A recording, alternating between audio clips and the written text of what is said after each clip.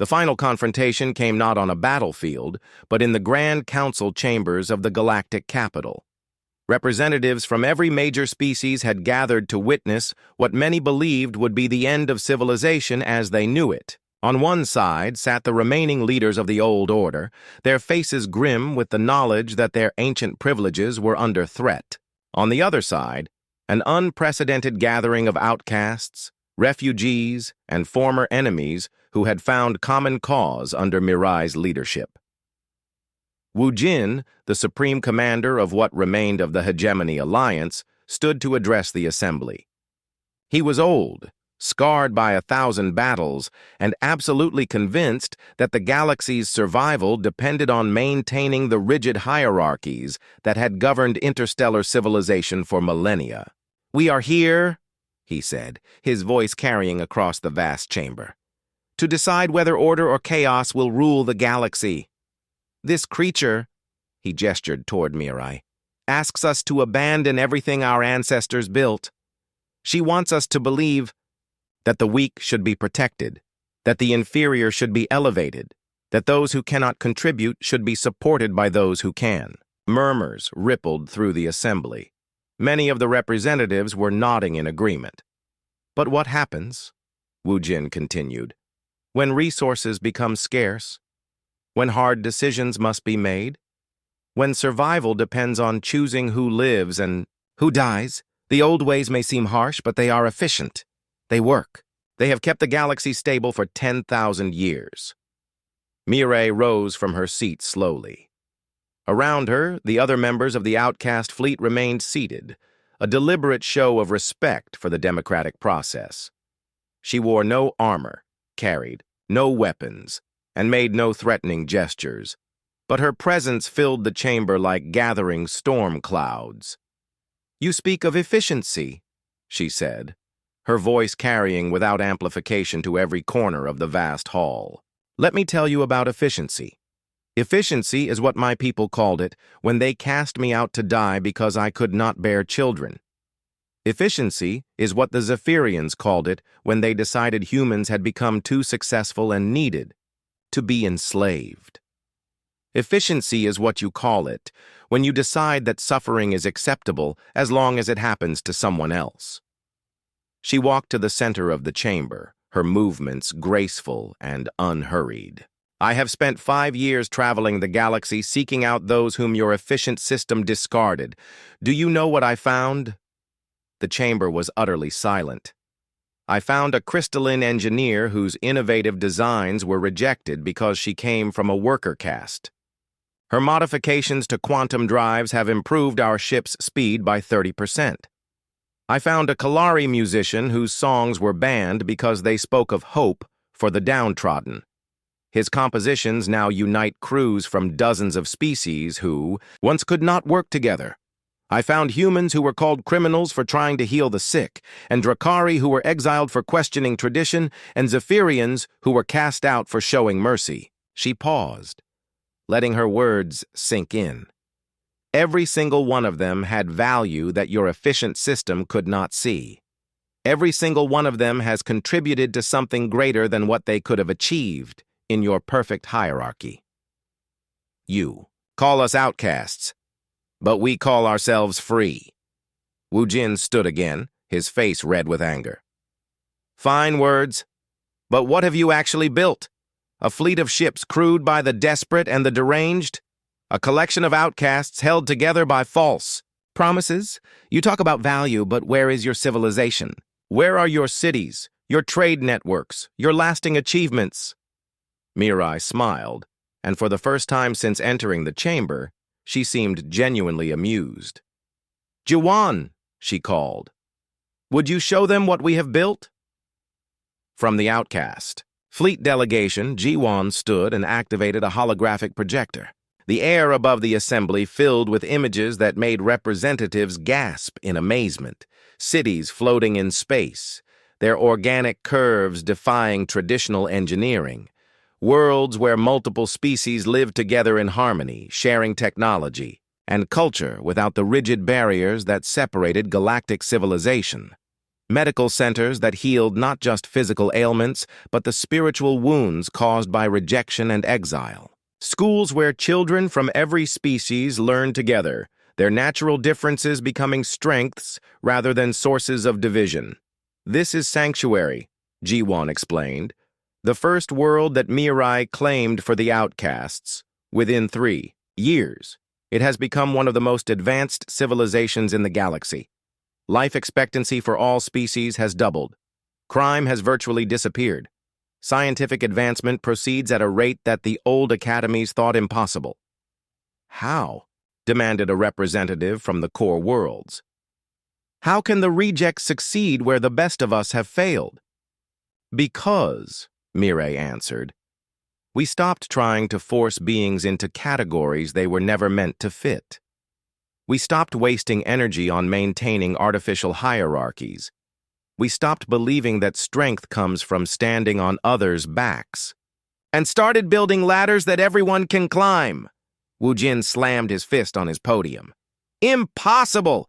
You cannot simply ignore genetic limitations, cultural differences, evolutionary imperatives.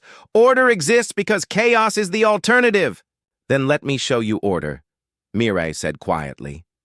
She closed her eyes and extended her consciousness, touching the minds of every being in the chamber.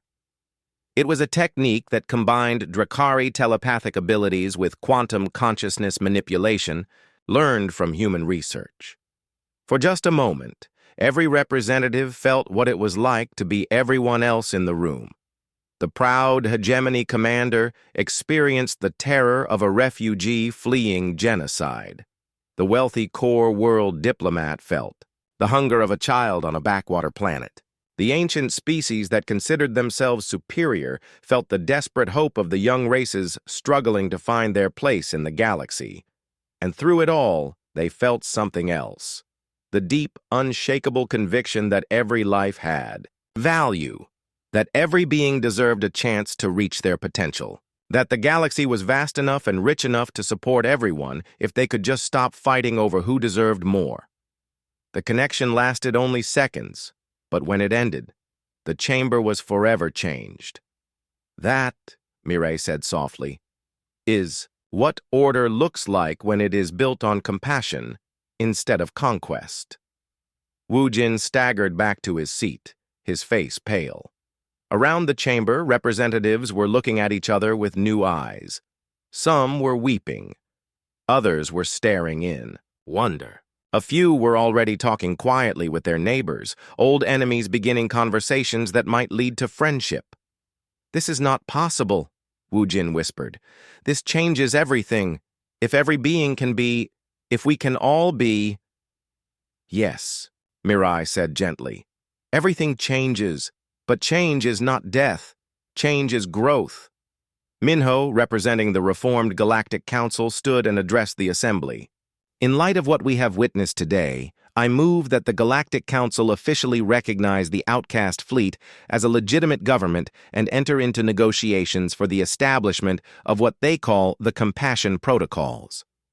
The vote was not unanimous, but it was overwhelming.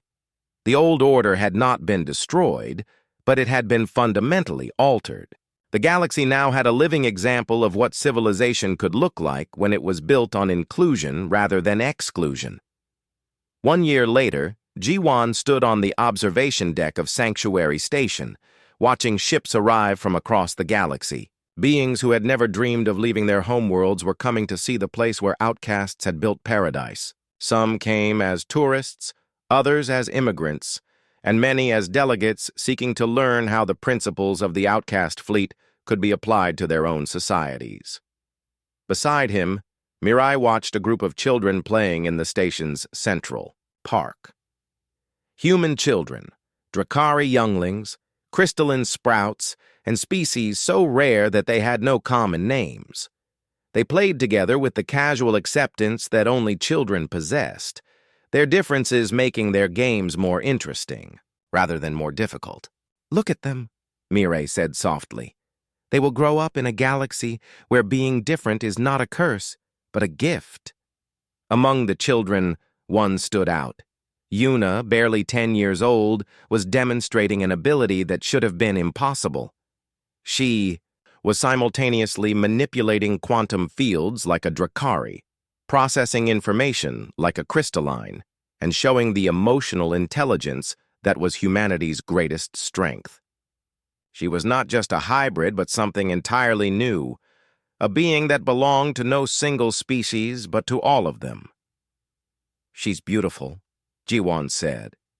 "She's the future," Mireille replied. "Not just for humans or Drakari, but for everyone. A future where children are born into a galaxy that celebrates what makes them unique instead of punishing them for being different." Jiwon thought back to that first day when he had found a wounded dragon crashed in the wilderness.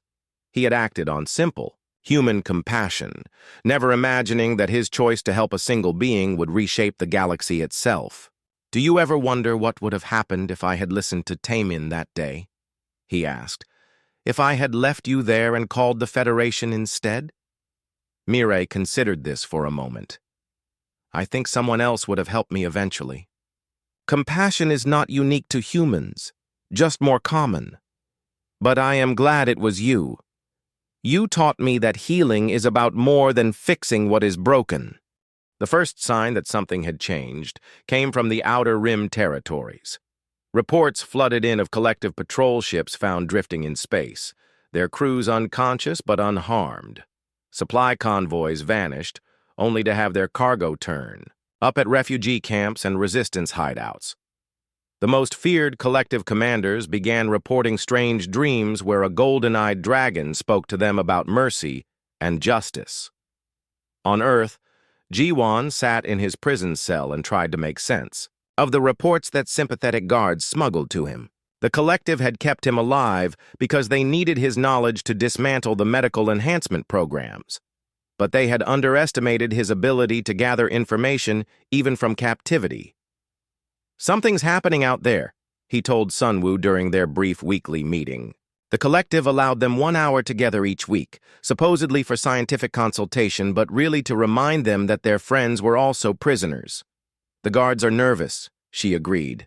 "And Dongyun canceled his public broadcast last week. That's the first time since the occupation began."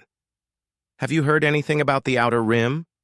Sunwoo nodded carefully. The room was monitored, but they had developed ways to communicate that their captors didn't understand. "Shipping routes are being disrupted. The collective is having to send larger and larger patrols to maintain control. Something is hunting their forces. Or someone." 3 months after the occupation began, the first collective stronghold fell. The fortress on Kepler 438b had been considered unbreachable, defended by orbital platforms and a garrison of 10,000 troops. It surrendered without firing a shot. The garrison commander's report, leaked through resistance channels, told an impossible story. A fleet of ships had appeared from nowhere, moving in perfect formation despite being made up of vessels from dozens of different species. At their head was a massive dreadnought of Drakari design, but enhanced with technology that sensors couldn't identify. The fleet's leader had broadcast a simple message: "Surrender, and you will be treated with mercy. Resist, and you will learn why the galaxy's outcasts have united under one banner." The commander had chosen to fight. His orbital platforms were disabled in minutes, their weapons turned against each other with surgical precision. His ships were crippled without being destroyed, their crews transported safely to the planet's surface before their vessels were systematically dismantled. But it was the final encounter that broke his will to resist. The Drakari dreadnought had landed in the fortress courtyard, and from it emerged a figure that witnesses could barely describe. A dragon, but more than a dragon. Her scales shifted through colors that had no names, and her eyes held the wisdom of someone who had seen the darkest corners of the galaxy and emerged stronger. "I am Mireille," she had said, her voice carrying to every corner of the fortress without technological aid. "I am the voice of the rejected, the speaker for the cast aside, the mother of those who have no home.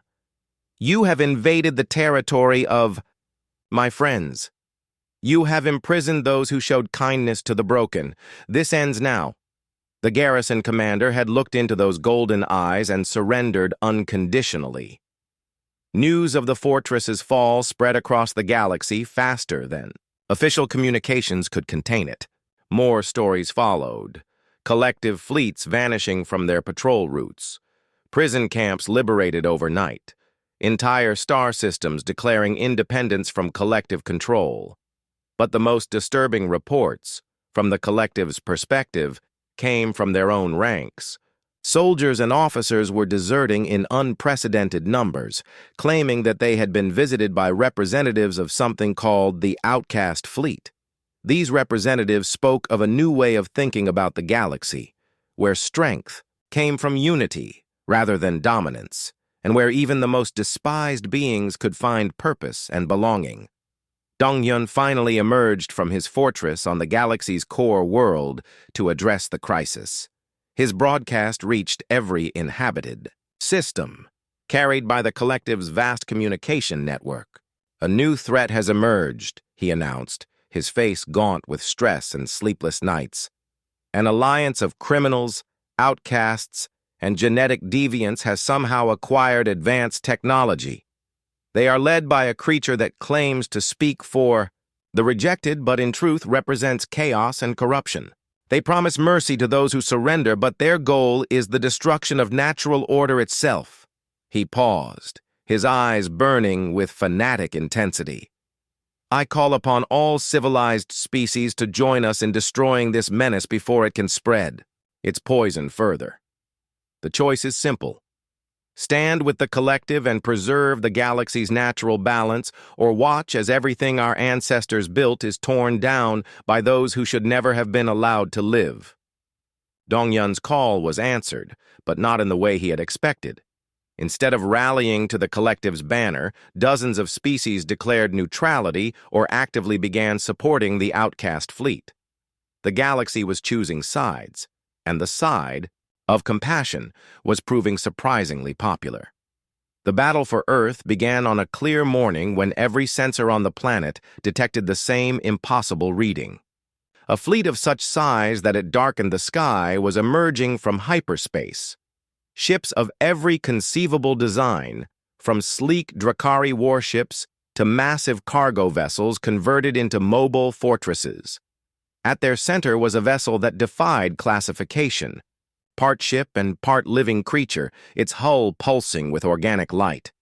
Admiral Young-ho, commanding the last free human fleet from a hidden base in the asteroid belt, opened a communication channel as the Armada approached Earth. Unknown fleet, this is Admiral Young-ho of the Terran Federation. Identify yourselves and state your intentions. The reply came in a voice that Ji-won, listening from his cell, recognized immediately. Older now, deeper, carrying authority that came from leading others through impossible odds, but unmistakably the same dragon he had saved so many years ago. Admiral Young-ho, this is Mireille of the Outcast Fleet. I have come to return a debt of kindness and to free my friends from those who mistake cruelty for strength. Mireille. Young-ho's voice was full of amazement. The reports were true. You've built an army. I have built a family, she corrected. A family of those who were cast aside by their own people, given new purpose and new hope. And today, that family comes home. The battle that followed was unlike anything in recorded history. The collective forces caught between the outcast fleet and the reformed Federation Navy found themselves fighting an enemy that seemed to know their every move before they made it. Collective ships surrendered faster than they could be processed. Others simply powered down their weapons and waited to be boarded. But it was the arrival of Mirai herself that ended the occupation. Her personal transport, a living ship that, pulsed with quantum energy, landed directly in front of the detention center where Ji-won and the other human scientists were being held. Jae-ho, a former Terran trader who had found redemption in the outcast fleet, led the liberation team. Beside him walked Yunji, a synthetic being whose consciousness had been awakened by techniques derived from human Drakari research. Dr. Park, Jeho said as he opened Jiwon's cell. Someone wants to see you. Jiwon emerged from the detention center to find Mirai waiting for him in the courtyard. She had changed. Where once she had been wounded and desperate, now she radiated power and confidence. Her scales had taken on new patterns, geometric designs that seemed to shift and flow. Her eyes still glowed with golden fire, but now that fire was tempered with wisdom. "Hello, old friend," she said simply. Jiwon looked around at the bustling activity. Outcast fleet personnel were processing surrendered collective troops with professional efficiency. Medical teams were caring for injured humans and aliens alike. Ships were landing and taking off in perfect coordination. "You've built something incredible," he said. "We built it together," Mirai replied. "Your compassion gave me hope. That hope drew others who had lost their own. Together, we became something. None of us could have been alone." "What happens now?" Mirai smiled, and it was the same gentle expression he remembered from their first meeting. But now it carried the weight of command and the promise of transformation. "Now we finish what we started. The galaxy is about to learn that there is another way to live, another way to organize civilization, not based on who is strongest or who was born into the right caste, but on what we can build together when we refuse to leave anyone behind." She gestured to the ships overhead, to the diverse crews working side by side, to the humans and aliens embracing as families were reunited. "The age of outcasts is over," she said. "The age of unity has begun." 5 years had passed since Mirai disappeared into the void, and the galaxy had become a much more dangerous place. The knowledge she had shared with humanity had indeed changed everything, but not in ways anyone had expected. Jiwon stood in his new laboratory on Earth, reviewing reports from medical centers across human space. The treatments developed from Drakari quantum healing had revolutionized medicine. Diseases that had killed humans for thousands of years were now easily cured. Human lifespans had doubled, then tripled. Physical enhancement was becoming common, with humans developing abilities that rivaled those of older alien species. "The latest figures from the Mars colonies are incredible," Sunwoo said, entering the lab with a data pad in her hands. She had become Jiwon's research partner 3 years ago, and their professional relationship had slowly grown into something deeper. "Cancer rates have dropped to almost 0. Average lifespan is now approaching 300 years. We're not just curing diseases anymore, we're fundamentally improving the human condition." Jiwon smiled, but there was worry in his eyes. "And the other reports?" Sunwoo's expression darkened. 14 more medical centers attacked this month. The Zephyrian Collective is getting bolder. Their leader, that fanatic Dongyun, broadcast another of his speeches yesterday. He's calling human medical advancement an abomination against the natural order. The Zephyrian Collective had emerged as humanity's greatest enemy. Led by Dongyun, a former scientist turned religious extremist, they believed that life extension and genetic enhancement were violations of cosmic law. They had gathered support from dozens of alien species who feared human advancement, and their attacks on medical facilities were becoming increasingly sophisticated. "Any word from the Federation about increased security?" Jiwon asked. "They're doing what they can, but the collective has sympathizers in many governments. Half the galaxy thinks we're becoming too powerful too quickly." Sunwoo paused, then handed him another data pad. "There's something else. Jisoo contacted me this morning." Jisoo was their intelligence contact, a former Federation agent who now worked in the shadows to gather information about threats to human interests. Her calls were never good news. What did she say? Strange reports from the Outer Rim. Ships disappearing, entire pirate fleets vanishing without a trace. And there are stories, rumors of a dragon who leads an army of outcasts and criminals. Jiwon's heart skipped a beat. "Mirai, you think it's her? I hope it is. And I hope she's building something good out there." but hoping and knowing were different things. For 5 years, Ji-won had wondered what had become of the proud Drakari female who had shared her people's most precious secrets with humanity. Sometimes he received cryptic messages through untraceable channels, coordinates to remote star systems, reports of medical supplies appearing at refugee camps, slavers found dead in their ships with their captives freed, always unsigned, but somehow he knew they came from her. The attack came on a Tuesday morning. Ji-won was in his office when alarms began screaming throughout the facility. Through his window, he could see ships descending through Earth's atmosphere. Not human ships. These were sleek, predatory vessels that moved like living things. Collective forces, Sunwoo said, bursting into his office. They've broken through the orbital defenses. They're heading straight for us. The Medical Research Center was one of the most important facilities on Earth.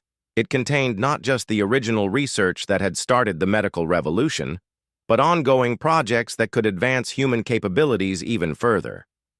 If the collective destroyed it, they would set back human medical science by decades. Emergency evacuation protocols are in effect, the building's AI announced. All personnel proceed to designated safe areas. But Ji-won knew there were no safe areas if the collective was willing to attack Earth itself. This wasn't a raid on some remote colony. This was an assault on the heart of human space, and it meant that Dong-yun had finally decided that dialogue was impossible. The battle for Earth lasted 3 days. Human defense forces fought with desperate courage, but the collective had brought allies. Alien species that had decided human advancement posed an existential threat to the galactic order. Ancient races that remembered when humans were confined to a single world and wanted to return them to that state. Ji-won spent those 3 days in the emergency bunkers beneath the research center, listening to reports of the fighting above. Cities burning, ships falling from the sky like metal rain.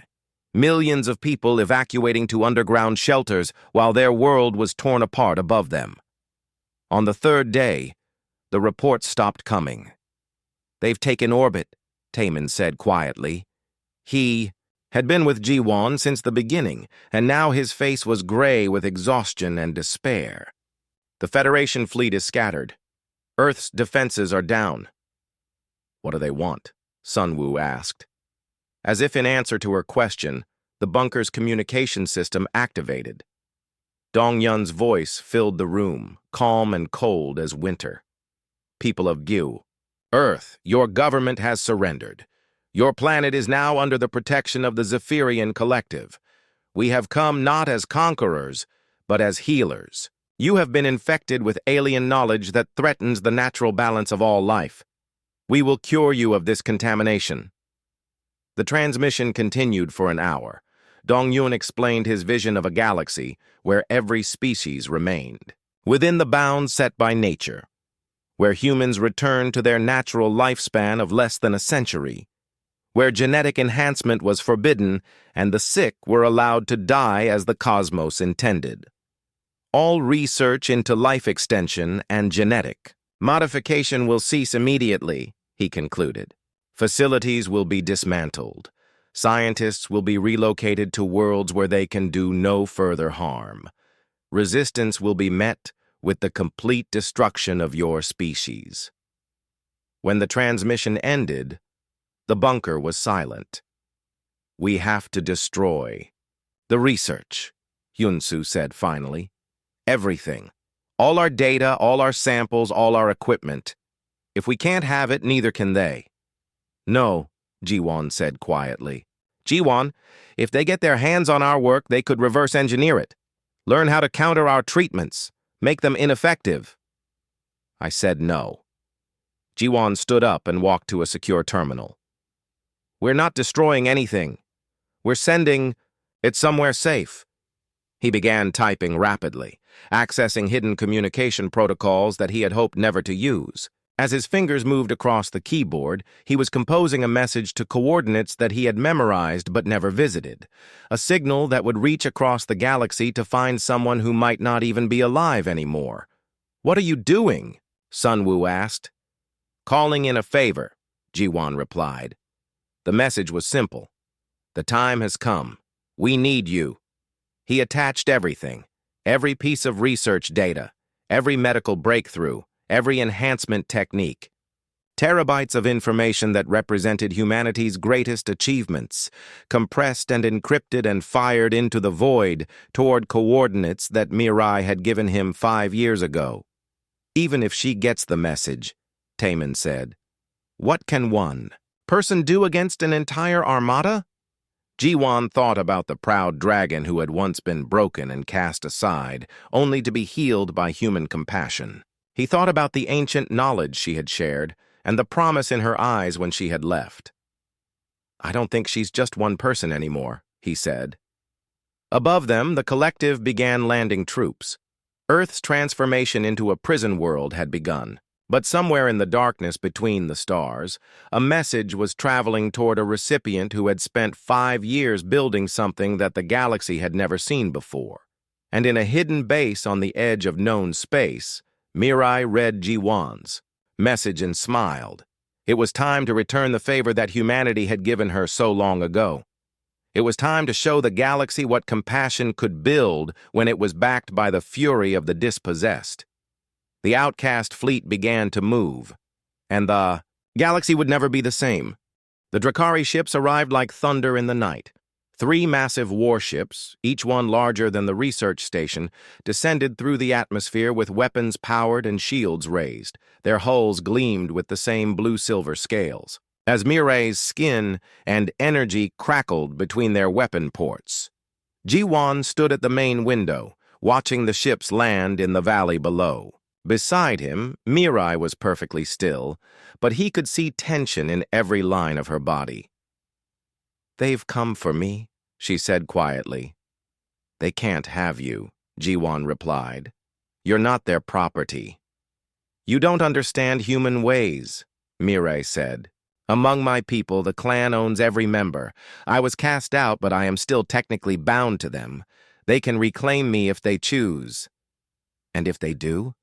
Mirai's hands clenched into fists. They will kill me. My survival is an embarrassment to them. They probably told everyone I died in exile. My return would prove they lied. The communication system crackled to life. A deep, harsh voice spoke. In the Drakari language, Mirai translated. They demand that the humans surrender the stolen property and the forbidden knowledge. They give us 1 hour to comply, or they will destroy everything. Stolen property? Jiwan asked.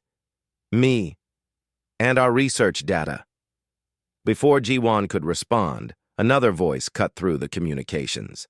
This one spoke perfect standard galactic, cold, and commanding. This is Admiral Young-Ho of the Terran Federation. Unknown vessels. You are in violation of human space. Withdraw immediately or face the consequences. Through the window, they could see new ships approaching. Human warships, smaller than the Drakari vessels, but faster and more numerous. The cavalry had arrived, but Jiwan wasn't sure if that made things better or worse. Great, Taman muttered. Now we have 2 armies ready to fight over our heads. The standoff lasted for hours. The Drakari refused to leave without Mirai and the research data. The humans refused to surrender a refugee and their own scientific discoveries. And caught in the middle was Mirai herself, the prize both sides claimed to want.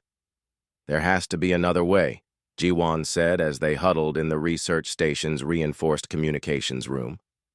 There is, Mirai said quietly. I could go with them willingly. End this before anyone gets hurt.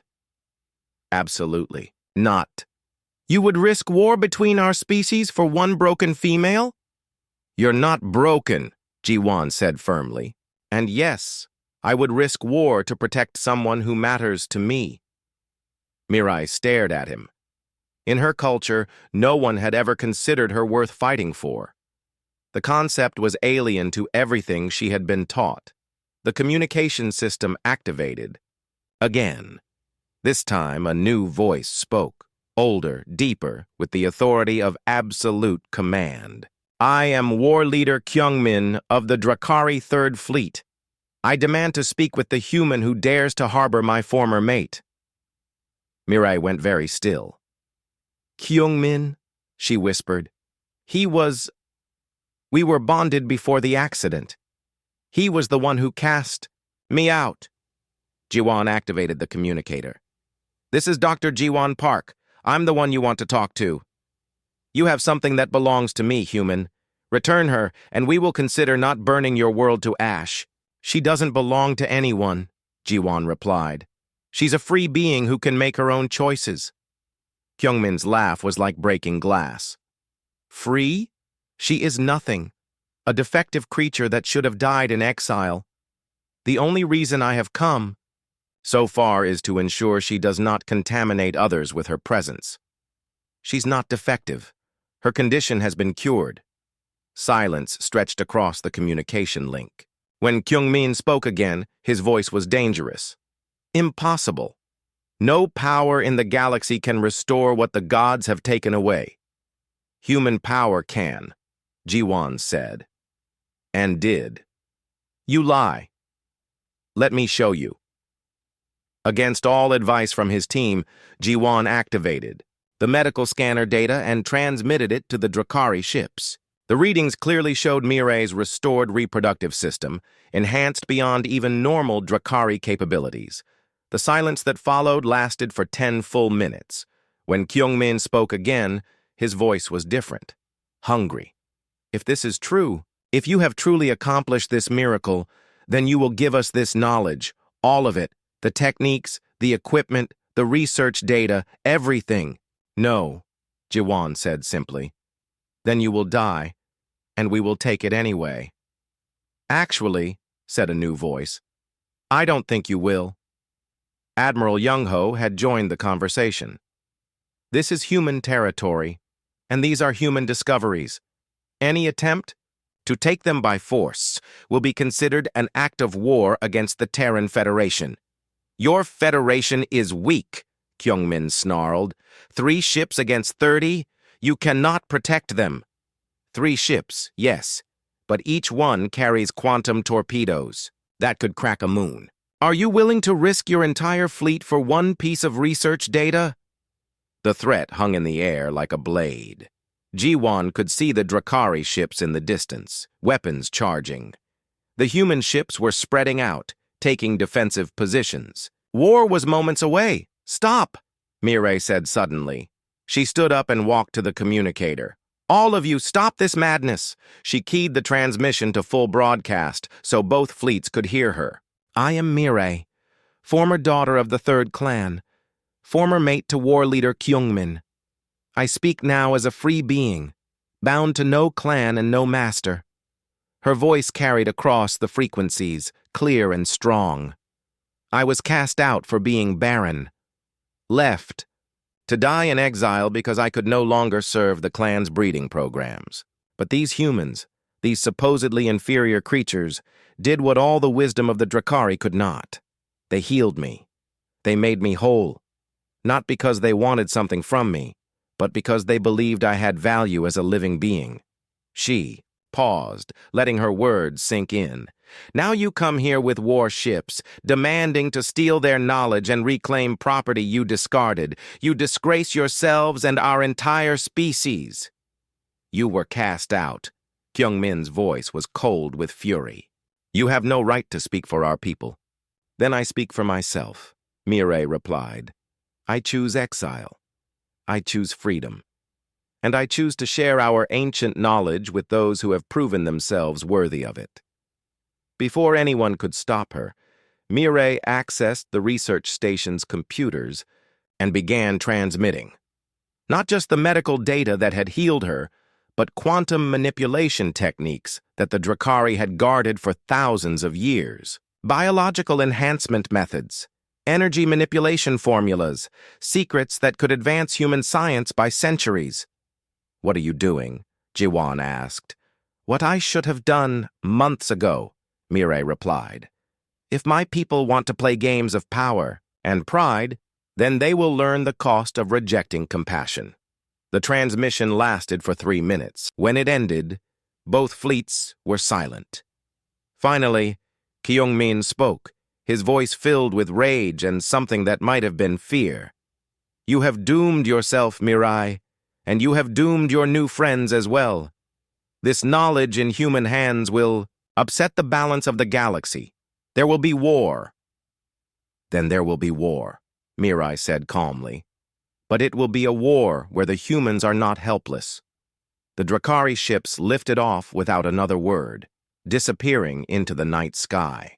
The human fleet remained for another day, long enough for Admiral Young-ho to personally thank Ji-won for his service to humanity. But as the last ships departed, Ji-won couldn't shake the feeling that this was only the beginning. Mirai had given humanity incredible gifts, but gifts that came with a terrible price. What happens now? He asked her as they stood watching the stars. Now, Mirai said softly, I must leave. My presence here will only bring more danger to you and your people. Where will you go? She smiled, and for the first time since he had known her, it was a smile with secrets in it. To find others like me, the outcasts, the rejected, the forgotten. If there is going to be a war, then we should make sure it's fought on the right side. That night, Mirai disappeared. She took one of the research station's small ships and vanished into the vast darkness between the stars. She left behind a data pad with coordinates and a simple message. When you need me, I will come. Ji-won kept that data pad for years. He had no idea that when he finally used it, Mirai would return not as a refugee, but as the leader of the most powerful fleet the galaxy had ever seen. 6 months had passed since Mirai's arrival, and the research station had become a very different place. What started as a simple plant research facility was now the most advanced medical laboratory on the planet. Ji-won had called in favors from old friends and colleagues, bringing in equipment and expertise from across human space. Hyun-soo arrived first, a genetic specialist who had worked with radiation damage before. She was small and quiet, but her mind was brilliant. She took one look at Mirai's cellular structure and immediately began designing new treatment approaches.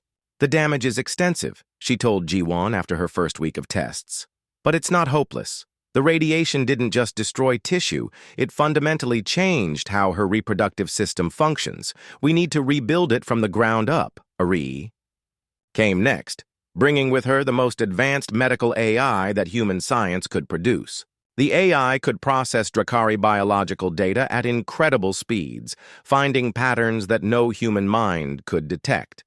The fascinating thing, Nari explained to the team, is that Drakari biology is far more adaptable than we thought. Their cells can repair themselves in ways human cells cannot. The problem is that the radiation confused the repair process. Her body is trying to fix itself, but it's using the wrong instructions. Mirai watched all this activity with growing amazement. No one in her culture had ever spent so much time and effort trying to help someone who was considered worthless. Among the Drakari, the strong survived, and the weak were cast aside. It was efficient, practical, and completely lacking in compassion. Why do you all work so hard for me? She asked Ji-won one evening as he reviewed test results. Because you matter, he said simply. Every life has value, regardless of what society says about it. My people would call that weakness. Maybe. But I think it's our greatest strength. As the weeks passed, Mirai began to open up about her culture. She told them about the rigid caste system that governed Drakari society, where your worth was determined by your ability to fight, to breed, and to follow ancient traditions without question. We have knowledge your people can barely imagine, she said one day. Our ancestors learned to manipulate matter at the quantum level. We can heal wounds that would kill other species, enhance our physical abilities, even extend our lives far beyond what should be possible. Then why couldn't they fix your condition? Hyun-soo asked. Mirai's expression darkened. Because they believe that fertility is sacred, given by the ancient spirits. To lose it is to be cursed by the gods themselves. They would not even try to heal me, because doing so would be blasphemy. But you're telling us about it, Nari pointed out. Isn't that also blasphemy? I am already cast out, Mirai said. I have nothing left to lose, and perhaps I have begun to think that my people are wrong about some things. The breakthrough came during the 4th month. Jiwon had been working late in the lab when Mirai found him hunched over his computer, surrounded by empty coffee cups and scattered notes. You should rest, she said. Humans need sleep. So do Drakari, he replied without looking up. But I think I've found something important. He turned his screen toward her. The display showed a complex molecular structure that seemed to shift and change as they watched. This is a quantum protein from your cellular samples, he explained. Your people's healers were right that your reproductive system was damaged, beyond normal repair. But they were wrong about it being irreversible. Mirai leaned closer, studying the data. What do you mean? The radiation didn't just destroy tissue. It created new quantum pathways in your cells. Your body has been trying to use these pathways to heal itself, but it doesn't know how. It's like having a new tool, but no instructions for using it. And, you think you can provide those instructions? Jiwon smiled tiredly. I think we can learn to use your body's own enhanced healing abilities. Human stem cell research combined with your quantum manipulation techniques. We can teach your cells how to rebuild themselves properly. The treatment took another 2 months to develop and required resources that pushed the research station to its limits. Hanul, Jiwon's colleague and friend, arrived with a shipment of specialized equipment and a worried expression. You're drawing. Attention, he warned. The Federation wants to know why you're requesting this much advanced medical technology, and there are reports of alien ships asking questions at nearby star systems. How much time do we have? Jiwon asked. Weeks, maybe less. If Mirai's people find out she's here, they won't take her back, Mirai said firmly. They will kill her to prevent contamination of their sacred bloodlines. The final treatment was a combination of human science and Drakari quantum manipulation. Hyunsu had developed a virus that could carry new genetic instructions into damaged cells. Nari's AI had calculated the exact quantum frequencies needed to activate Drakari healing abilities, and Jiwon had found a way to guide the process using modified human stem cells. This might hurt, he warned as they prepared to begin. Mirai laughed, a sound like distant thunder. I have been in pain for 2 years. A little more will not kill me. The treatment lasted 3 days. Mirai's body went through changes that human science could barely measure. Her scales shifted color constantly, cycling through blues and silvers and deep purples. Her temperature fluctuated wildly. At times, she seemed to glow with internal light. On the 3rd day, the changes stopped. Mirai opened her eyes and sat up slowly. She looked exactly the same as before, but Jiwon could see the difference in her cellular scans. The quantum pathways in her reproductive system were now functioning properly. The damage was repaired. How do you feel? He asked. She was quiet for a long moment, as if listening to something only she could hear. Then she smiled, and it was like watching the sun rise. Whole, she said. For the first time in years, I feel whole. But their celebration was short-lived. That same day, long-range sensors detected ships approaching the system. 3 vessels, moving in the precise formation that marked them as Drakari warships. They've found me, Mirai said, all joy gone from her voice. And they've brought enough firepower to destroy this entire world. The morning sun cast long shadows across the research station when Jiwon heard the crash. He was drinking his coffee and reading reports when the ground shook beneath his feet. Through the window, he saw smoke rising from the hills beyond the facility. What was that? Taemin rushed into the lab, his face pale with worry. Something big just hit the ground out there, Jiwon said, already reaching for his emergency kit. Could be a meteor, but we need to check. Taemin shook his head. The scanners show metal debris. This was a ship, not a rock from space. Jiwon. paused. Ships meant visitors, and visitors meant trouble on this remote world. The research station was supposed to be secret, hidden from the main shipping lanes where curious aliens might find them. He had come here to study alien plants in peace, not to deal with crashed spacecraft. "We should call the Federation," Taman said. "Let them handle this." "That would take 3 days for help to arrive," Jiwon replied, putting on his jacket. "If someone is hurt out there, they might not have 3 days." The walk to the crash site took 20 minutes. As they got closer, Jiwon could see the twisted metal of what had once been a small spacecraft. The design was strange, with curved lines and organic shapes unlike human ships. Steam rose from the wreckage, and the air smelled of burned metal, and something else he could not identify. "Look at that," Taman whispered, pointing to a section of the ship. Jiwon followed his gaze and saw what looked like claw marks on the hull. Deep gouges ran along the side of the craft, as if something with very sharp claws had tried to tear it apart from the inside. A low moan came from behind a large piece of debris. Jiwon moved carefully around the wreckage and stopped. Lying on, the ground was the most beautiful and terrifying creature he had ever seen. She was roughly human-shaped, but much larger, with scales that shifted color from deep blue to silver in the sunlight. Her face was elegant but fierce, with sharp cheekbones and eyes like golden fire. 2 small horns curved back from her forehead, and her hands ended in claws that could easily cut through steel.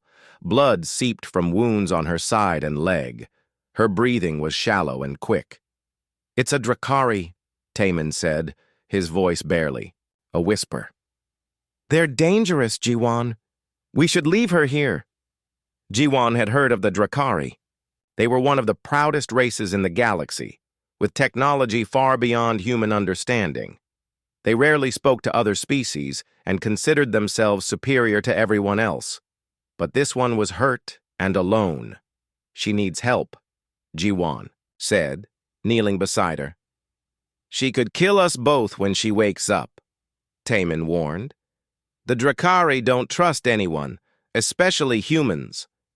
The creature's eyes opened slowly. Those golden eyes focused on Jiwon's face, and he saw intelligence there, along with pain and something else that surprised him. Fear. She tried to speak, but only a weak sound came out. Jiwon could see that she was dying. "Help me get her to the medical bay," he said to Taman. "Are you crazy? What if she's a spy? What if she's here to steal our research?" Jiwon looked at the crashed ship and the wounded alien. "Does she look like she's here to spy on anyone? She's hurt, and I'm a doctor. That's all that matters right now." It took both of them to carry her back to the station. She was heavier than she looked, her scales warm to the touch despite the blood loss. Jiwon had to modify the medical table to support her weight and different body structure. As he worked to clean her wounds, he noticed something odd. The injuries were serious, but not life-threatening. What was really wrong with her was something else, something internal that his scanners could barely detect. Her body was fighting itself, as if some kind of radiation or poison was slowly destroying her from within. The alien woke up while he was bandaging her leg. Her golden eyes snapped open, and she tried to sit up quickly. Jiwon gently pushed her. "Back down. Easy," he said. "You're safe here. I'm trying to help you." She stared at him for a long moment, then spoke in perfect standard Galactic. "Why?" "Because you were hurt. You are human." She said it like an accusation. "Yes, and you helped me anyway." Jiwon smiled. "That's what doctors do. We help people who are hurt no matter who they are." She was quiet for several minutes, studying his face. "My name is Mirai. I was of the Drakari." Was? Pain flickered across her features, and it had nothing to do with her physical injuries. "I am cast out, banished. I have no home, no family, no future." "Why?" Mirai looked away. "I am broken, cursed. I cannot bear young, and among my people, a female who cannot reproduce is considered dead already. They drove me away and told me never to return. Jiwan felt anger rising in his chest. That's barbaric. It is our way, Mirai said simply. It has always been our way. Well, it's a stupid way, Jiwan said. You're not dead and you're not cursed. You're just sick, and I think I can help you. Mirai's eyes widened. No one can help me. The wisest healers of my people tried everything. The radiation from the mining accident damaged me beyond repair. Mining accident? I was working in the deep mines when there was an explosion. The radiation exposure was massive. It killed my ability to have children and made my people see me as contaminated. Her voice was flat, emotionless. They said I brought shame to my family name. Jiwan was quiet for a moment, thinking. Then he said, I don't know much about Drakari biology yet, but I know a lot about radiation damage. Maybe your people's healers didn't have the right tools to fix this kind of problem. You think you can succeed where they failed?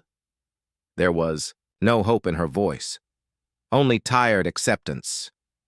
I think I can try. And trying is better than giving up. For the first time since he had found her, Mirai almost smiled. You humans are strange creatures. Yes, Jiwan agreed. We are. And sometimes that's exactly what the galaxy needs. Outside the medical bay, Taman shook his head as he listened to their conversation. This was going to cause trouble. He was sure of it. But looking at his friend's determined face, he knew that Jiwan had already made his choice. The human was going to try to heal the dragon, no matter what the consequences might be.